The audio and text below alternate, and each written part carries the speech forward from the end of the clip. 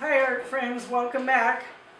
So last time we talked about value in money, value in color, and then also how to use value in your drawings to create a 3D image. Also how to use a blending stump. And do recall that I mentioned that there is a link on my Google Classroom to show you how to use household items if you do not have a blending stump. So remember, you can pause the video anytime you need to.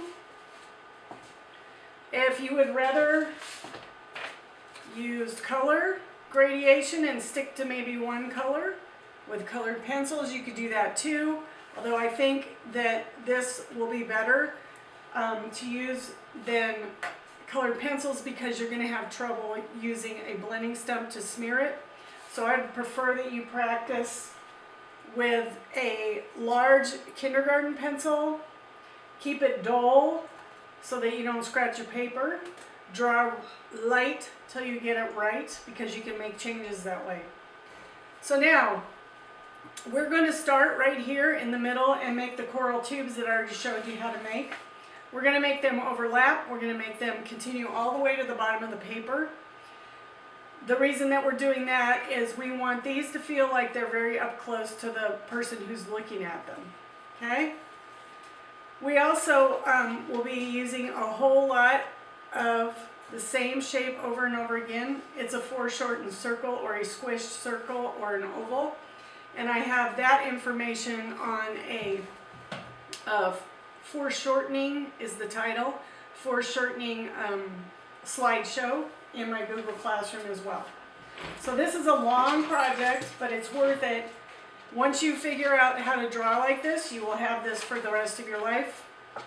The first thing we do need to do is make a light source. Now, we all know that the sun does not shine under the water. It's up in the sky, and that would be the source of our light. This is imaginary, right? So we're going to use a fish as a symbol. It could be a simple fish like this, or you can make it as fancy as you want. You could make a dot like I did on the other sheet. If you'd rather just have a dot, you know it's there. Nobody else really needs to know. It's your secret because no matter where you draw in this picture, you're going to always refer back to that light source or the symbol of your light source. So we'll start out. Let me see if I can find it. Now I'm using 8.5 by 14 inch paper, the Xerox paper that's long.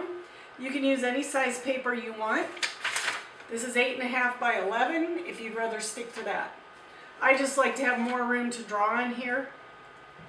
So I like the longer paper for this. So here is my symbol of light, my fish. These shadows here are from my lamp. I can't help that. Let me see if this works though. Oh, that takes it away. Thank you. I turned my light on. Sorry. So you can make your fish as fancy as you want. To make a fish, you just go up and down, curve it, and then go up and down, curve it, and then you magically have a fish. You can make it fancy or plain, whatever. It's just for you to use as a reference point. First thing we're going to do is use the foreshortened circle. We're going to make this tube right here. So we're going to make an oval. Now remember that if you have trouble making an oval, just make 2 dots, connect them with a curve, and voila, you have an oval. And then also remember those 2 dots to build the outside edges of your coral tube. If you put them on the inside, the coral tube won't look as good as it should. It won't look like it is a convincing coral tube. So now here's our light source. Remember how I said it shines right here on this edge, so this is going to be white. Remember that we need a value that goes from 100% dark all the way over to medium to light to white. So I just usually put my pencil on the side, and it doesn't have to be perfect, but I go and I put as dark as I want, which is pretty dark, almost 100%. I'm pushing pretty darkly or hard on my pencil. all the way down to the bottom. Notice that it's about 1/3. It's not over here that you keep doing the dark. Okay, so you're going to stop at about 1/3 of the edge. The opposite the light source always gets the shadow. So this is where the light is showing. This is the opposite. We're going to use that pattern over and over again. Remember, you put a blending stump on the side, pull it, curve it, because you want these to be like a straw or curvy. And you will automatically, I'm just pulling from the right to the left, I'm not scritchy scratch back and forth, pulling it. If for some reason your pencil isn't working, try a different one. You want one that's pretty soft, number 2 pencil. So you're going to pull from left to right. Remember, I put the extra dark down. You also can tidy up the left-hand side, which I kind of just did, by putting another extra line because it kind of gets smudgy. So now let's do the inside of the tube. You want it to be believable that a fish could swim down or swim up. Here's my fish, here's the wall. The light's hitting right here. It can't penetrate the wall, so on the inside of this tube, you need to have some 100%, it's kind of like a crescent moon, and then just stop at that corner, then pull it around. You can curve it. You should have 100% dark, medium, light to white. You should have some white area. If you don't, go back and erase. Now this fish is shining right in there directly, so this is why it's light. Okay? So now I have white and I have darker, darker, darkest. We're going to overlap the tubes.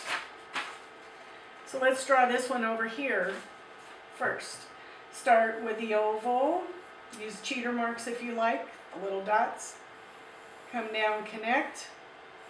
Come down, connect. Now I'm going quickly. You can pause video. If you think that your coral will come out the other side, you can continue. Remember to come all the way to the bottom. Left side, same rule applies. Left side gets the graphite. I'm using a board underneath here because my tablecloth I have has texture in it, and that texture would translate and come through, and I don't want that to happen. Same thing with you if you're having trouble with some kind of a texture from wherever you're working because your surface is poking through. If you don't like that, find something that will fix the problem. So pull, curve, and stop. The light hits here, dark, medium, light to white. Fix your edge again. Okay, now the same rule applies. This corner right here needs the dark. Take your blending stump, pull it in a circular motion because you want it to look like it's round. See if you have enough white for your taste. Erase out. So let's go over here. Let's make another one. The tube is facing this way. Now this is going to be a little different on a rule.